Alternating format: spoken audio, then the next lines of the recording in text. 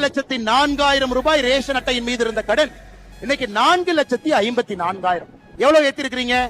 2,50,000 ரூபாய் ஒரு ரேஷன் அட்டையின் மீது ஒரு குடும்பத்தின் மீது கடனை ஏத்திட்டு பொங்கலுக்கு எவ்வளவு கொடுத்தீங்க? 2026ல 22ல 0, பொங்கலுக்கு 1 ரூபா கொடுக்கல. 2023 எவ்வளவு கொடுத்தீங்க? 1000 ரூபாய். 2024 எவ்வளவு கொடுத்தீங்க? 1000 ரூபாய். 2025 எவ்வளவு கொடுத்தீங்க? 0.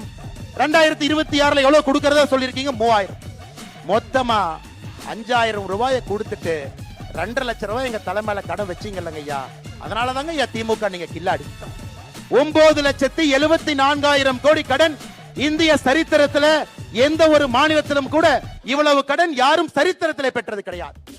ஆட்சிக்கு வந்த பிறகு 5 லட்சம் கோடி ரூபாய் கடன் 4.5 ஆண்டுகள் வாங்கி இருக்கிறாங்க. என்ன பிரமாதம்!